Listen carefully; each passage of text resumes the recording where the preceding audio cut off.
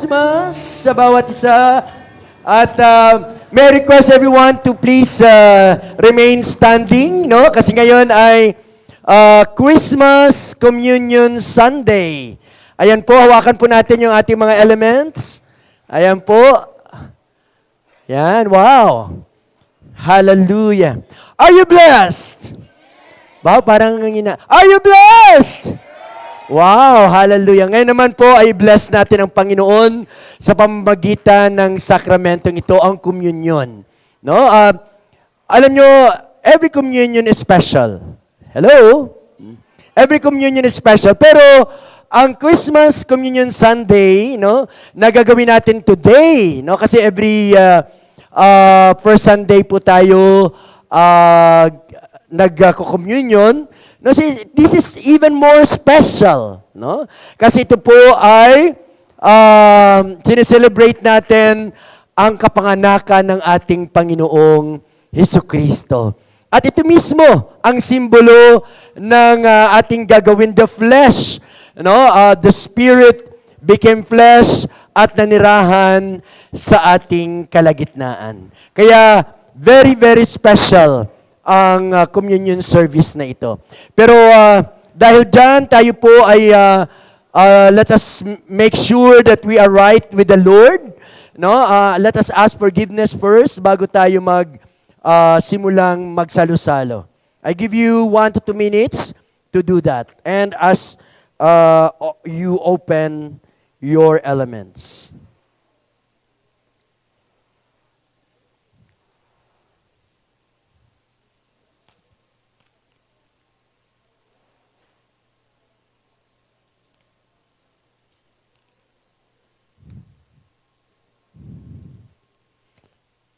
Ang iba ata, baka nahirapan po magbukas. May I request the ushers to assist, no, our brothers and sisters in opening their elements.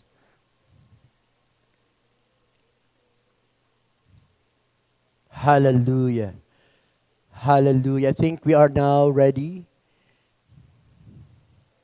Jesus, on the night he was betrayed, took bread, and when he had given thanks, he broke it and said, "This is my body which will be given up for you.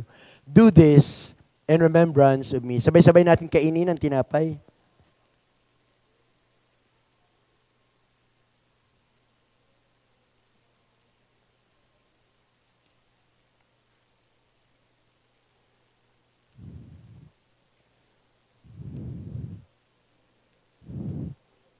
In the same way, after supper, he took the cup, saying, "This is the new covenant in my blood. Do this whenever you drink it in remembrance of me." Sabay-sabay na po natin inumin.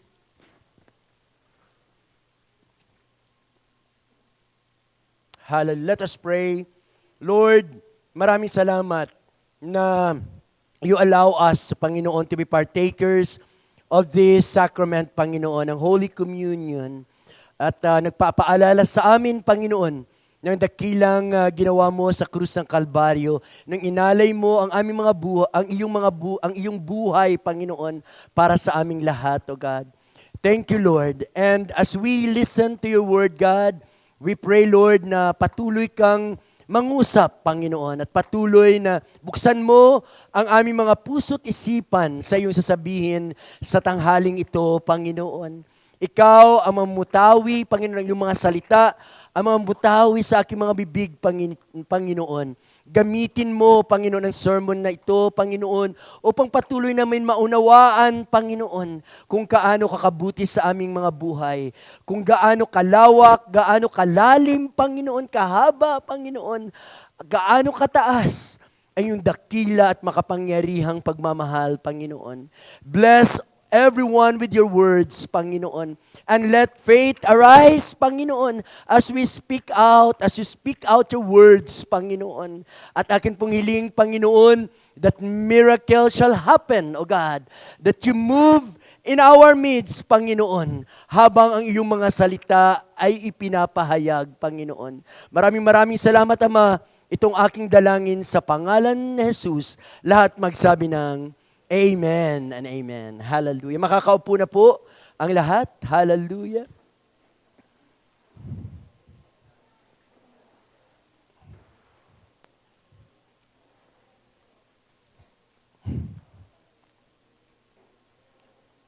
Allow me to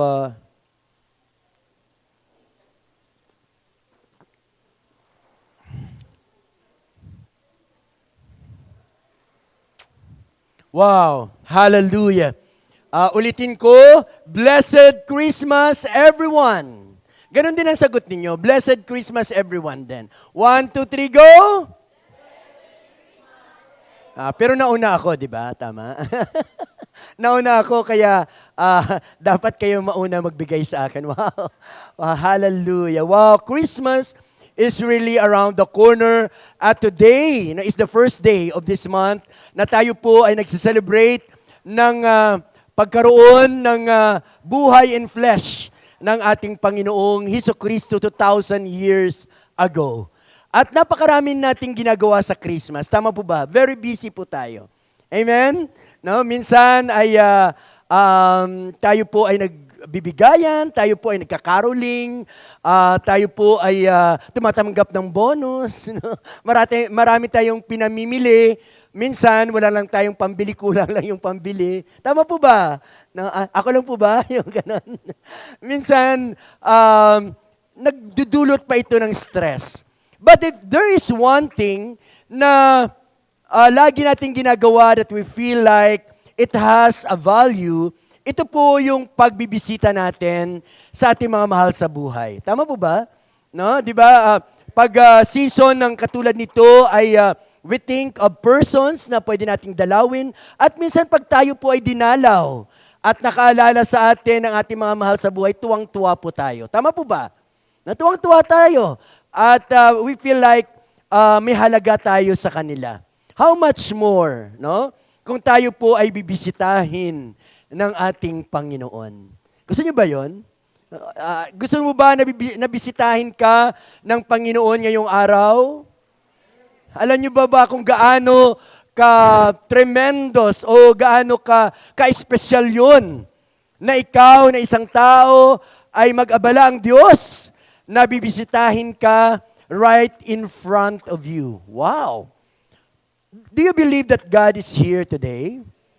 Amen. Wow. No? But when we say God is visiting, no, ito po ay isang special na bagay. No? So, ito po yung aking title sa umagang ito na gusto kong i-share sa inyo. A Time for God's Visitation. Again, a time for God's visitation. We will use the text in Luke 1, verse 68. But before we do that, ay gusto ko munang ipakilala sa inyo ang katulong ko ngayong umaga to preach this gospel. Ito po siya, no? Wow, gwapo niya, no? Mas gwapo siya sa akin. Ayan po siya, no? Medyo mahihain siya. Say hi nga, no? Ang pangalan niya ay si Mujidan. Pwede ba natin sabihin Mujidan? Yan, siya po yung ating katulong, no, sa ating pag-exhort. He will be doing some emoji or emotions, no, to supplement, no, the Word of God or to supplement yung sermon na ito. Ayan, siguro hayaan natin siya na mag-hi. Hi! Ayan, siya nag-hi siya, oh. No? O yan, hello! Ayan. How are you? Sabi niya, kayo ba ay okay lang? Sabi niya, are you okay? Okay ba kayo? Amen. Yes, we are. Sabi ng ating mga estudyante. Yun ang dapat na sagot, ano, sa English, no? Yes, we are. Complete sentence. Anyway, babalik na tayo doon sa ating pong topic, no? So, abangan lang natin si Mojidan. Hayaan lang natin siya sa kanyang mga ginagawa. Balik tayo sa topic natin in Luke 1:68. Ito po ang sinasabi ng Panginoon through Zechariah. No? Sabi niya, Blessed be the Lord God of Israel, for He has visited and redeemed His people. Wow. No? So, bigyan ko lang kayo ng konting background sa text na ito. This was uttered by Prophet Zechariah yung tatay ni John the Baptist, no? Ang asawa ni Elizabeth na pinsan ni Mary, no? So, sabi, past tense ang pagkasabi niya dito for he has visited and redeemed his people. Na parang prophetic siya, pero kiniklaim niya na God, no, in flesh will come upon his people and visit them and redeem them. No, yun po ang sabi niya, no? And of course, instrumental ang kanyang anak na si Juan Bautista to pave the way sa pagdating ng ating Panginoong Hesukristo. Amen? So, ano po ba ang ibig sabihin ng visit? No? Ang visit ay galing sa Greek word na epeskepsato. No? Epeskepsato, which means to make an appearance in order to help. Sino dito ang kailangan ng help? Ay walang kailangan. Lahat tayo ay kailangan ng help ng Panginoon, right? Amen. No? So anong ibig sabihin ng God visited His people? Ito po yung ibig sabihin nun. It is a time when God comes on the scene in a special way with a specific purpose in mind to help His people. Of course, baka sabihin nyo, di ba pastor, ang ating Diyos ay He lives within us through His Spirit. Pero pag sinabi nating God visits us, He moves in a special way. Gusto nyo ba yon? Amen? Ang Panginoon ay kumilos ngayong oras na ito sa ating kalagitnaan. Amen? Yan po ang ibig sabihin ng visit. No? Another one is, the sovereign God of the universe breaks into history to change the destiny of people by blessing them. So my prayer today ay madala ko kayo sa journey ng sermon na ito kung gaano ka-beneficial para sa ating lahat ang mabisita ng isang Diyos. Na isang Diyos na makapangyarihan sa lahat, isang Diyos na may control ng lahat ng bagay. And I pray na madama natin ang presensya ng Panginoon ngayon sa ating kalagitnaan because actually He is moving right now. Naramdaman niyo ba ang moving ng ating Panginoon right now? Amen? Hallelujah. So ang tanong ngayon ni Mojidan ay ganito. What happens when God visits? Ano pong nangyayari pag ang Panginoon ay binibisita ang kanyang mga anak? Excited ba kayo na malaman ito? Amen? Hallelujah. Number one, when God visits, there is deliverance. Wow, sabihin natin, deliverance. Wow, ano kaya ang ibig sabihin ng deliverance? Ang deliverance in Greek, no, ang ibig sabihin ay soteria. No, ang ibig sabihin nun in English ay the act of God rescuing His people from danger or bondage. It can also mean being released from captivity, slavery, or oppression. Ang mga synonyms nito, kalintulad ng mga salita is rescue, salvation, relief, help, and protection. Alam nyo, I don't know kung ano yung mga bondage na mayroon po tayo ngayon. I don't know ano po yung mga struggle mayroon po tayo ngayon. Or any form of slavery to sin na mayroon po tayo ngayon. Or maybe we are being oppressed because of what we believe in. Or because of our relationship to God. Hindi malayo po yun. No? Because, sabi ng Panginoon, in this world, because of me, you will have tribulation. Many people will reject you because of me. Yun ang sabi ng Panginoon. Kaya hindi malayo na in one way or another, most of us are in captivity. And I want to tell you today that God is visiting us. And God wants to free us from these bondages. Amen? Hallelujah. Ano man ang form nito, ang Panginoon, He always come to deliver, to rescue, to have relief, to help, and protect His people.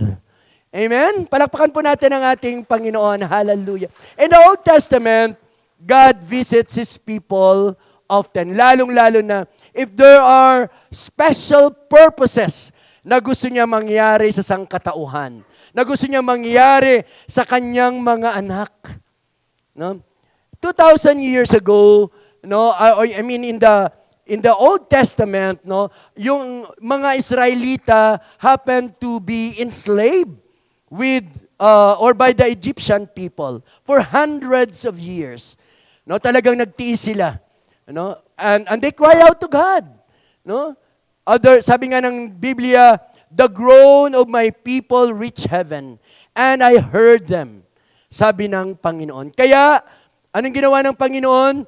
He visited His people. So what happens nga, sabi natin, when God visits His people, there is deliverance. So tingnan natin kung ano ang nangyari dito sa Exodus 4, verse 31. Sabi diyan, the people believed, and when they heard that the Lord had visited the people of Israel, and that He had seen their affliction, they bowed their heads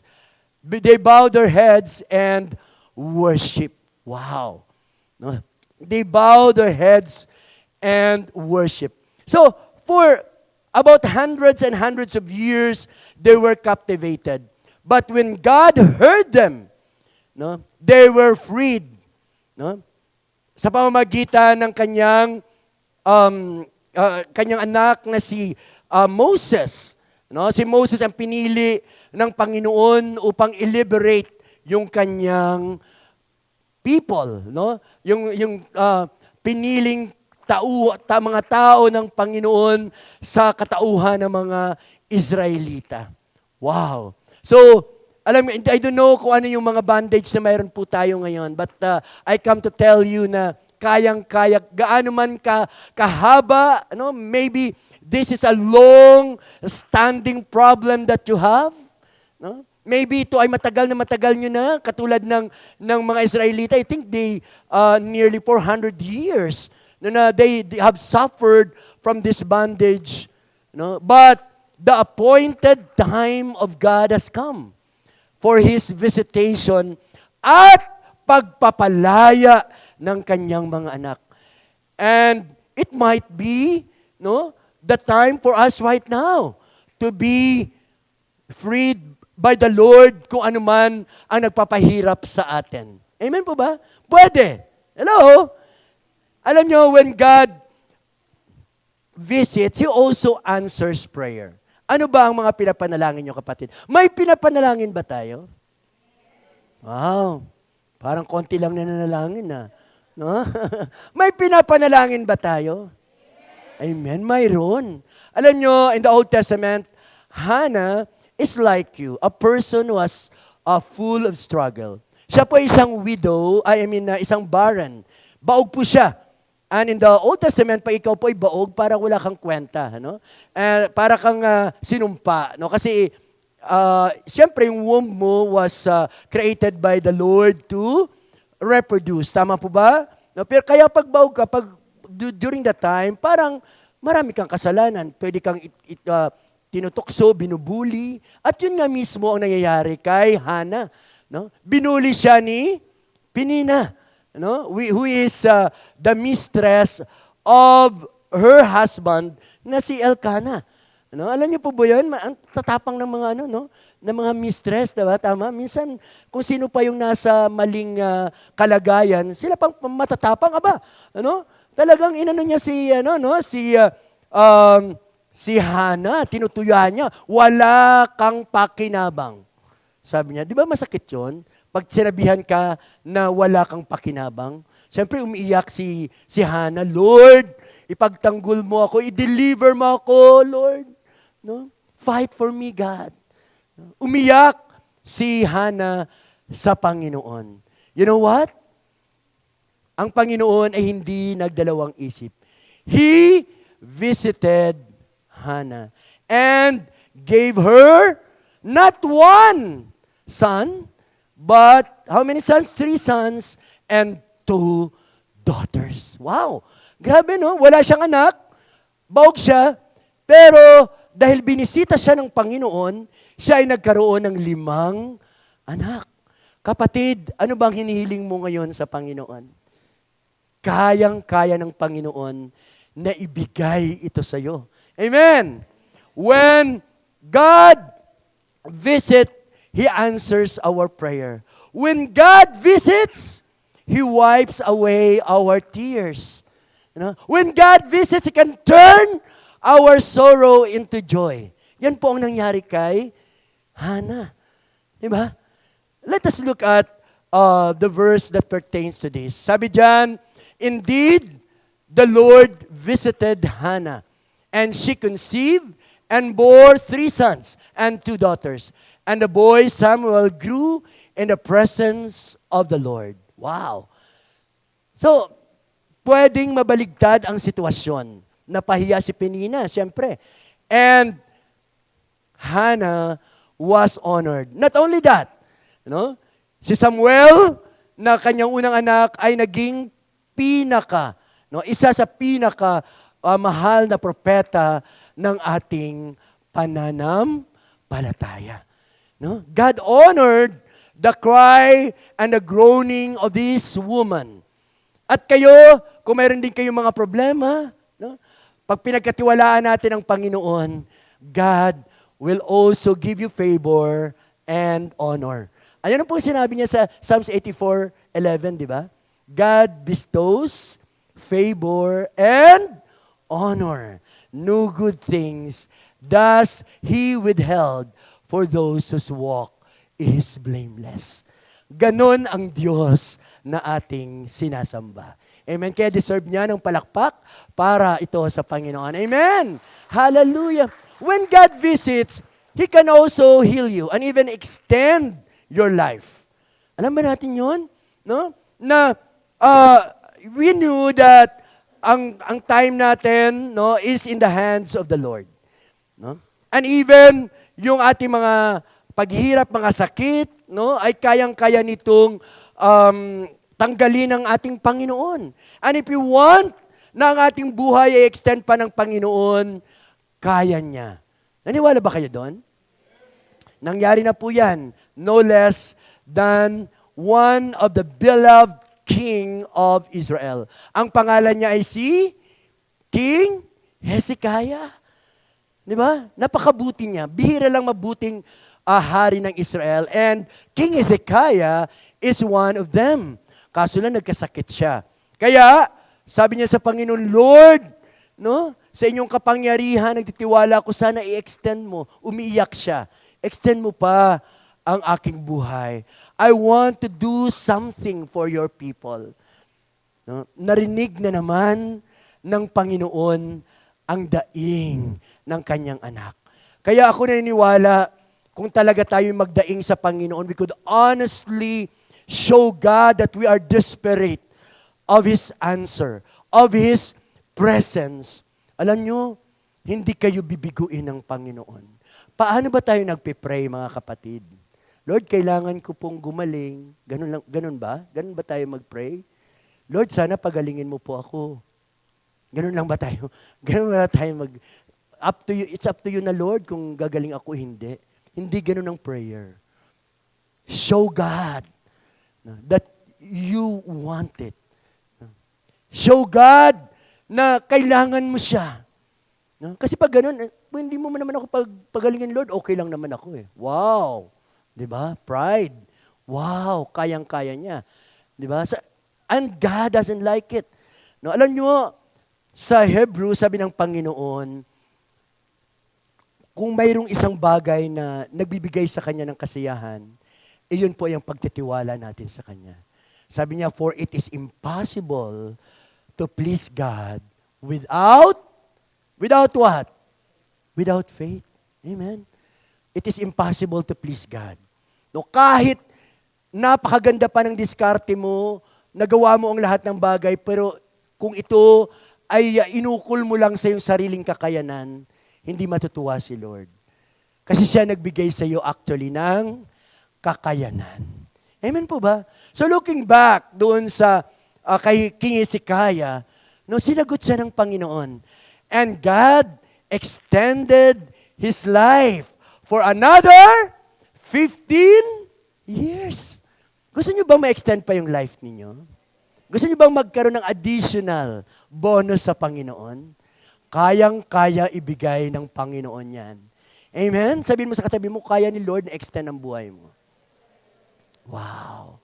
Yes, kayang-kaya ni Lord magbigay ng long life. Alam mo, sabi dito sa 2 King 20, verse 6, dahil sa prayer ni King Hezekiah, sabi ng Panginoon, and I will add 15 years to your life.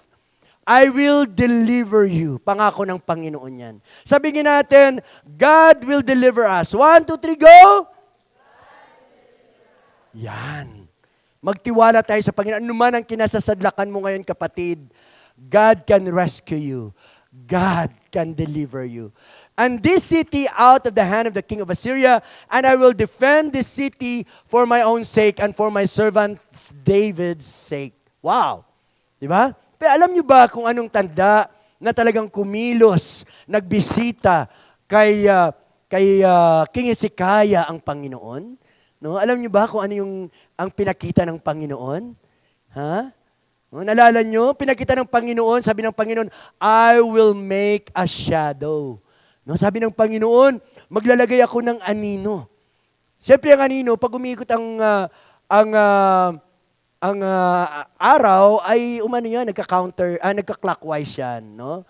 Sabi ng Panginoon, sabi niya, gustuhin mo ba na ang aninong ito ay aatras o aabante? No, sabi ni Hezekiah, siyempre, gusto ko ito ay aatras para ako po ay ma-extend pa ang aking buhay. Nung sinabi yun ni Hezekiah, God has granted the extension of his life. He was delivered from an imminent death. Wow!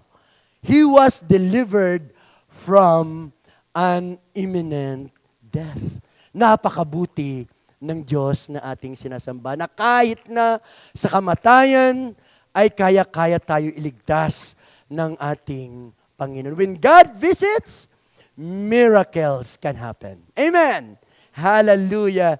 Hallelujah! Pero hindi ako pwedeng magpatuloy, no, sa sermon na ito. No, sabi nga ni Moji, Amen! Sabi nga natin, Amen! Amen! Hindi ako pwedeng magpatuloy without mentioning this ultimate divine visitation. At ito ngayon, yung ating sineselebrate this month of December. Ang pagkakatawang tao ng ating Panginoon. God has willed that He will visit, no, this universe to save us. Not only from our physical struggles, emotional struggles, but to save our souls. No, to save our souls. Amen? So ang deliverance, hindi lang siya physical deliverance or emotional deliverance. It is also about deliverance of our soul from the grip of the enemy. No, from the grip of the evil one. Amen? Kaya ang Panginoon ay siya na mismo ang pumunta dito sa lupa during the first December. The first Christmas. Hello? The first Christmas. Amen. Na pumunta siya rito. Sabi nga, no, in His word Himself, no, Jesus said, for I have come down from heaven, not to do my own will, but the will of Him who has sent me. What is the purpose of the Lord? No, bakit siya pumunta dito o pinadala siya ng Ama? Wala lang, para mag-showcase lang. No? Alam nyo, many people have missed the coming of Jesus on the first Christmas. Marami ang hindi nakakilala sa Kanya. Actually, sila pa nga nagpapako kay Lord. Tama po ba? Marami ang hindi nakakilala sa Kanya. They were waiting for somebody to free them from oppression. Pero ang dumating ay sobra pa. No? Sobra pa. Hindi lang magpapalaya sa kanila sa slavery o sa oppression ng mga Romano, kung hindi magpapalaya sa kanilang mga kaluluwa. Amen? Ganun ang ating Panginoong Diyos. He came to seek and save what was lost. Yun ang purpose ng ating Diyos. He came to deliver us. No? Ang atin pong destinasyon nang wala pa ang ating Panginoong Jesucristo ay kahindik-hindik na kamatayan doon sa dagat-dagatang apoy ng impyerno. But when Jesus came, He made an atonement for us once and for all. And it started during the first Christmas. Of course, it culminated on His hanging on the cross. Pero hindi nagkaroon ng ganyan kung hindi muna ipinanganak ang ating Panginoong Hesukristo sa sabsaban. He came to save you, to deliver you, and to rescue you from everything that oppresses you. Amen? Palakpakan po natin ang ating Panginoon. Hallelujah.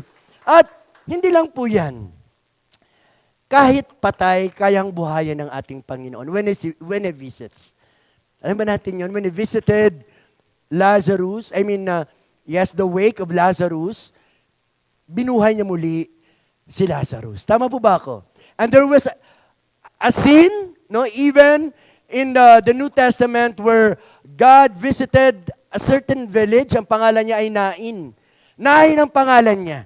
And nung siya po ay naglalakad, ay nakakita siya ng isang funeral ng isang bata na, of course, anak ng isang widow. This man na namatay is the only son of this widow. Na nung namatay ang kanyang anak ay wala nang natira sa kanya. Kasi isa lang yung anak niya eh. Tapos namatay pa. Grabe ang hinagpis ng babaeng ito, na the widow of Nain. Nung masalubong siya ng Panginoon at nakita ng Panginoon ang kanyang paghinagpis, na while he was visiting that place, ay naantig ang kanyang puso. At nung naantig ang kanyang puso, siyempre binuhay niya ang anak nito at binigay niya itong buhay, living sa kanyang naghihinagpis na ina. So, yes, kahit na ang patay ay kayang buhayin ng ating Panginoon when He visits. Are you excited kung anong gagawin sa inyo ng Panginoon, knowing that He is here right now? Amen. Are you excited? Hello? Or baka mamimiss na naman natin, ang pagbisita ng ating Panginoon dahil we do not expect it. Kailangan ini-expect natin ang pagkilos ng Panginoon lagi sa ating mga buhay and in moments like this. Amen po ba? Yes, Pastor, kung kami ba ay wala sa simbahan, kikilos ba ang Panginoon? Of course. Of course. Pero pag dito sa simbahan, siyempre, sama-sama tayong nanalangin, more prayers, more positioning. Habang tayong po nanalangin, we are putting ourselves in a position of the miracle and the deliverance of God. Alam mo na natin yun?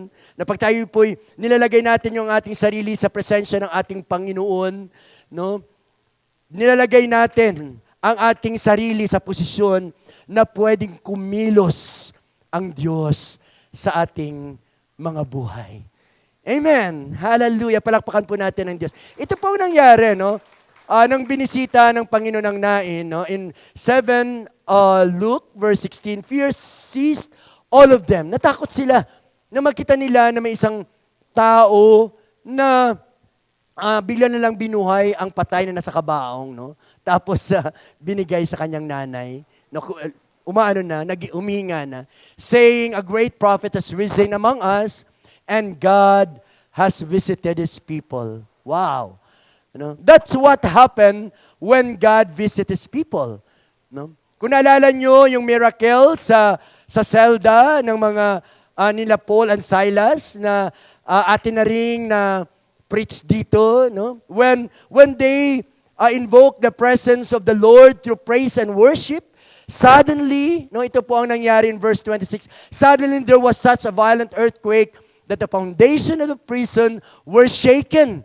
And at once, all the prison doors flew open and everyone's chains came loose.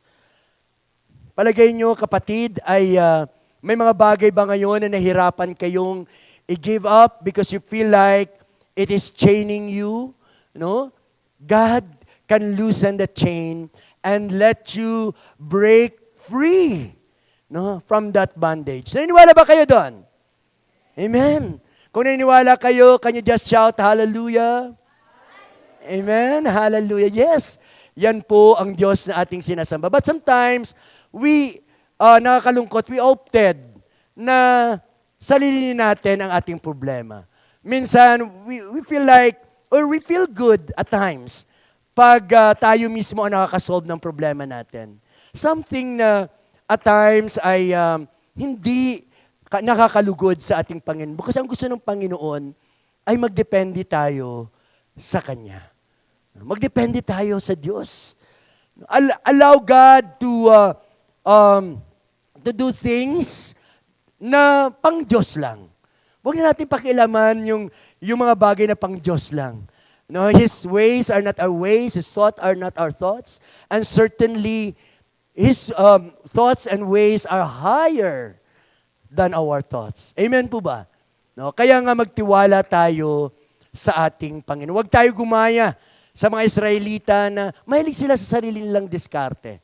Naman natin yan, mahilig sila sa diskarte nila. Ito yung sabi ni Jeremiah para sa kanila. No? In verse 13 ng Jeremiah 2, my people have committed two sins. They have forsaken me, the spring of living water, and have dug their cisterns, broken cisterns that cannot hold water. Alam nyo, pag mag-rely lang tayo sa sarili nating kakayanan, that's what will happen to us. Sometimes, we work and work and work and work and work day and night, pero parang nabubutas lang naman na bayong ang ating nilalagyan.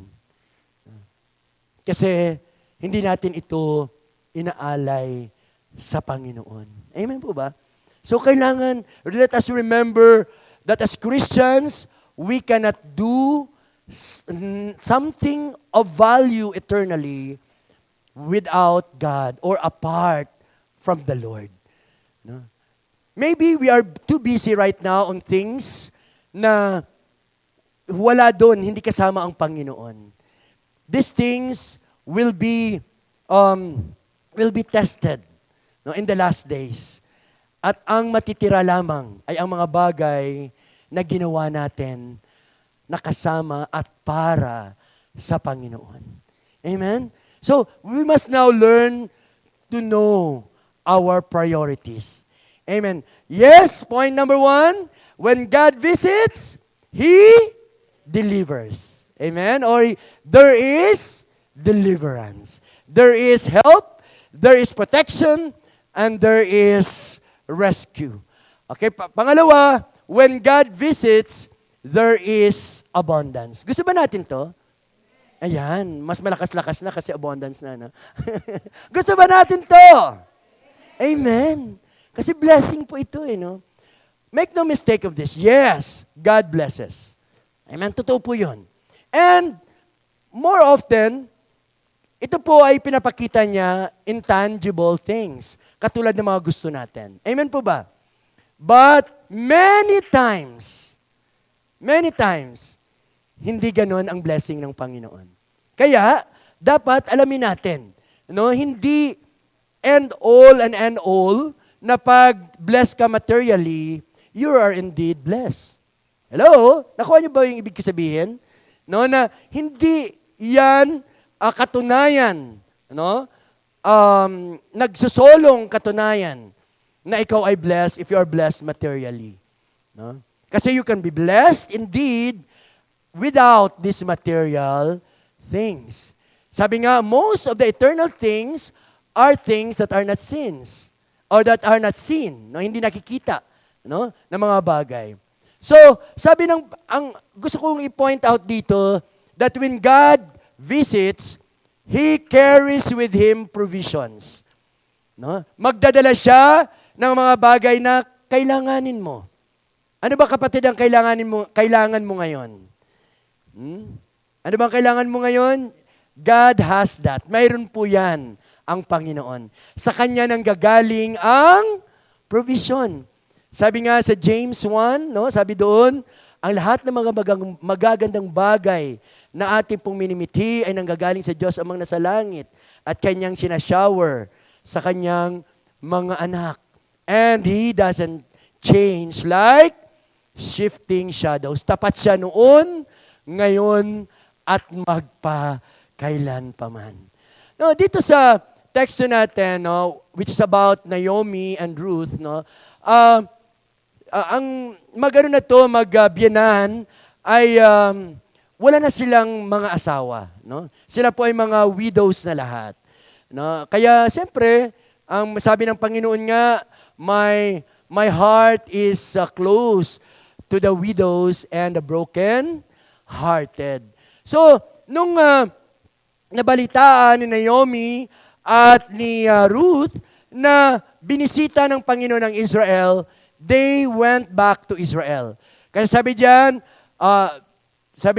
for she had heard in the country of Moab how the Lord had visited His people in giving them bread.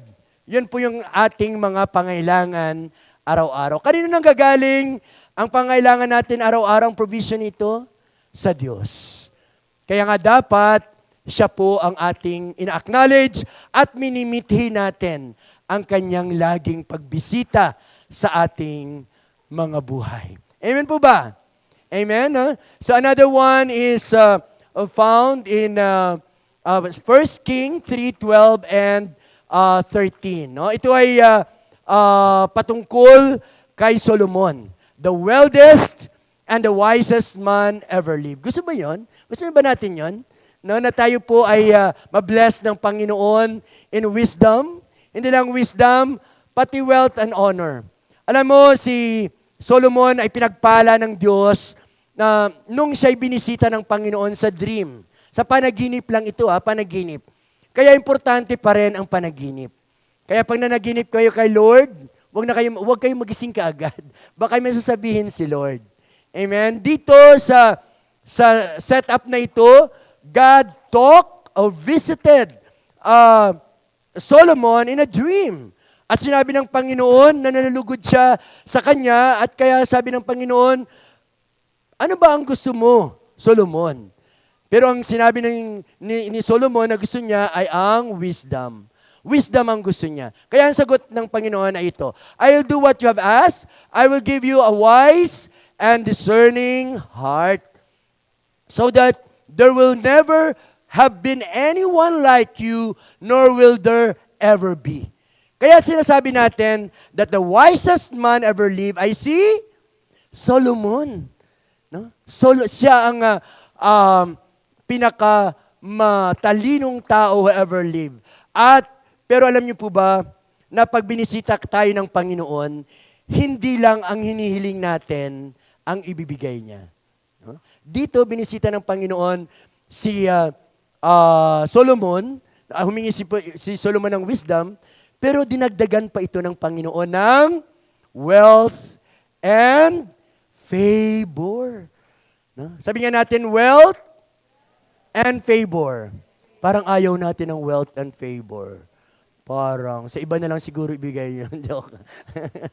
Wealth and favor. Pag tayo po ay pagpapalain ng Panginoon, alam nyo, asamin natin na bisitahin tayo ng Panginoon. Kasi pag nagpala ang Panginoon, bumubuhos yan. Sabihin mo, pag nagpala ang Panginoon, bumubuhos yan. Tandaan po natin yan. Talagang hindi lang yan pagpalain ka, ganyan lang. Hindi. Pag pinagpala ka pa ng Panginoon, it is more than what you expect. Dito, sige palakpakan po natin ng Panginoon. Diyan, ano lang hinihingi? Wisdom lang. Pero ang binigay, dagdag, wealth and honor or favor. Wow. Kaso lang si Solomon, dinagdag niya ay 1,000 asawa. Di ba? Minsan ang tao ay kahit na sobrang pabor na binigay ng Panginoon, ay may tendency talaga siyang lumabas. No? Lumabas sa kawa ng Panginoon. Wow. Huwag lang natin sundan yun. Yung 1,000 wives. 700 wives and 300 concubines or mistresses. Wow. Pinaka siya, pero pinasya rin ang pinaka sa asawa, pambihira, no? Pero leave na natin siya. Ang importante siya ay masagana sa presensya ng Panginoon. Amen? Kaya pag kayo po ay nasa presensya ng Panginoon, tiyak ako, kayo ay sasagana. Hallelujah. And lastly, no, when God visit, there is restoration. Gusto niyo ba ma-restore? Alam niyo, lahat ng tao ay nagkakamali. Lahat ng tao ay bumabagsak. No? Kung hindi ka pa bumabagsak, sabihin na lang natin na baka hindi mo lang hindi mo lang naramdaman, pero bumagsak ka pala. Pero ang sabi ng Panginoon na 7 times a son or children of God falls, ganun din siya ibabangon ng ating Panginoon. So kung kayo po you feel like kayo po ay malayo ngayon sa Panginoon dahil sa inyong mga kasalanan, sa inyong mga pagkukulang, is a time of restoration. Amen? God is here. He will restore you. Amen? He will restore you. Expert si God sa ganyan. Pag sinabi nating restore, ibalik yung dati. Yun. At higit pa. No? God will give you new things. Gusto nyo ba yun? No? Ganun po ang ibig sabihin ng restoration. Hindi lang siya pagbabalik sa dati, kung hindi rin ito ay pagbibigay pa ng mas matindi pang blessing para sa atin. In Jeremiah 29:10, although it lingers, 70 years, na ang mga Israelita ay in captivity. But after 70 years, binisita sila ng Panginoon at allow them to experience the fulfillment of His promise, and they bring them back to Israel. 70 years. Pastor, ang tagal naman pala si Lord. Alam mo, pwedeng ang pangako ng Panginoon ay pwedeng para sa atin ay parang ang haba, parang haba. Pero sabihin mo sa katabi mo pero tiyak yun. Tiyak yun. Tiyak. Tiyak ang pangako ng Panginoon. It will come to pass. Sabi nga sa Isaiah 55, binabantayan pa ng Lord dyan na He sees to it na hindi babalik sa Kanya katulad daw ng ulan na bumabagsak sa lupa, ay hindi niya ito hayaang bumalik na hindi nagawa ang purpose nito sa pagdilig ng mga halaman at pagpaparami ng mga bunga nito. So, ganun din ang salita ng Diyos. Sabi niya, hindi ko hayang bumalik sa akin yan na walang na-accomplish sa buhay ng mga anak ko na nagtitiwala sa akin. Amen? Palakpakan po natin ang ating Panginoon. Yes, He will restore us. Si David nagkasala, di ba? Sabi niya, ang prayer niya in verse 12, restore to me the joy of your salvation and grant me a willing spirit to sustain me. Nagkasala siya, pero inamin niya yung kanyang kasalanan at lumapit siya sa Diyos. Sabi niya nga sa Diyos, create in me a pure heart and renew the steadfast spirit within me. And do not cast me from your presence or take your Holy Spirit from me. Dapat ganun tayo. Lumapit tayo sa Panginoon if you want to be restored. Ang hirap mamuhay na malayo sa Diyos. Ang hirap mamuhay. Naranasan ko na yan. Na ako po ay takbo ng takbo. Many times, God has called me, pero several times then, reject. Wow, ang galing ko, Nireject ko lang, di ba? Pero, hindi natin pwedeng tanggihan ang will ng Panginoon sa ating mga buhay. Sumuko din ako at nasa iyong harapan ngayon bilang isang inyong pastor. Hallelujah. Palakpakan po natin ang ating Diyos. Yes, in the end, when Jesus visits again in His second coming, He will restore everything. Baka nagtatanong kayo katulad ni Habakuk, Sabi ni Habakuk, bakit nagtatagumpay ang mga masasama? It seems like, bakit parang walang justice sa aming kapaligiran? Parang katulad lang din ng nangyayari sa bansa natin. Tama?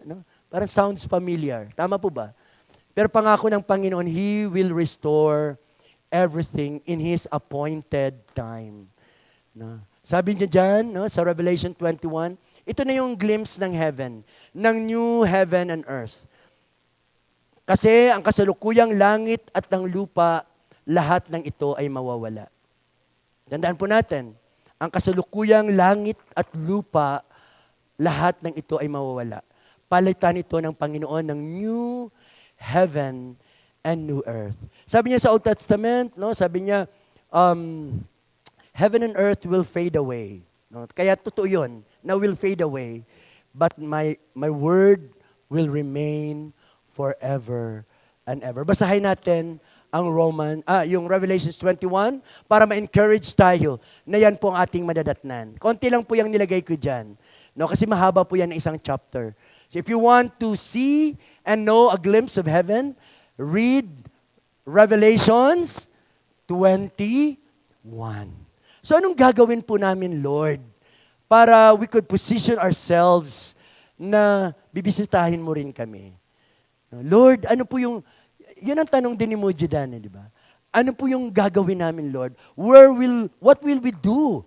No, to be in the right position for your visitation. No, na unang-una, blessed are those, blessed are the pure in heart, for they will see God. Yun ang una-una. Kailangan i-purify natin yung ating mga puso. The inmost motivation at laman ng puso natin. No, kita yan ng Panginoon. Maybe you can hide that to your leaders, you can hide that to your children, to your husband, to your wife, but you can never, ever hide that from God. Yung purity ng ating puso. That's number one.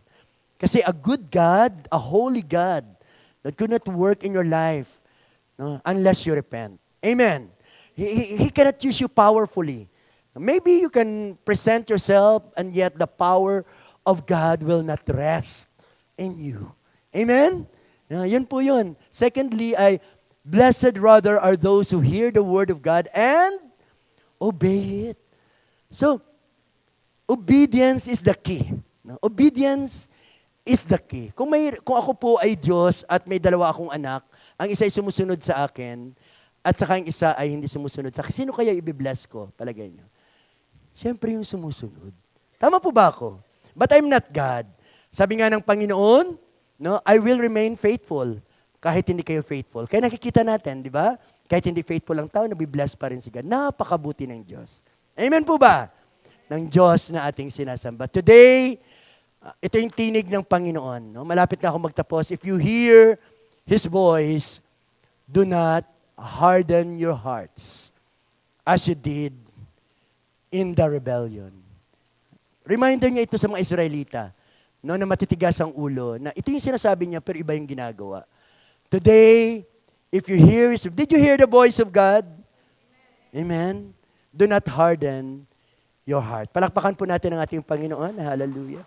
Can we all rise? Hallelujah. Hallelujah. I want to end in this, and Revelations 20. This is a continuing invitation of the Lord for us to open our hearts. To open our hearts sa gusto niyang gawin sa ating mga buhay. Sometimes, God cannot work in us because we are not opening to God. Ito po ang sabi ng Panginoon in verse 20 in Revelation, "Here I am. I stand at the door and knock. If anyone hears my voice and opens the door, I will come in and eat with that person and they with me." Hallelujah. Hallelujah. Let us raise our hands. Pwede ba i-raise natin yung hands natin at pikit ang ating mga mata? Hallelujah. Tanda na we allow God to work in us and we allow God to come in our lives as we open our hearts to Him. Hallelujah. My prayer for today ay maranasan natin ang presensya ng Panginoon in a special way. Maranasan natin ang pagbisita ng Panginoon once more in this place. I pray na hindi natin mamimiss ito. Expect from God. Expect from Him. Hear His voice. As you pray, patuloy kang makinig sa sinasabi sa iyo ng ating Panginoon. And I want to tell you that God is here. And as we sing this song, I want us to feel that God is actually visiting us. And we don't want to miss that. No? And ako ay inimbitahan kong bawat isa, no? Na kung narinig yung tinig ng Panginoon na lumapit sa altar ng Panginoon after we have sung few verses of this song. Pumunta tayo sa altar, ipagpe-pray tayo ng ating mga pastor at damhin natin ang pagbisita ng Panginoon. Hallelujah. Giving is part of worshiping. To all who desire to give, you may give your tithes and offering through online bank transaction. Details are provided below.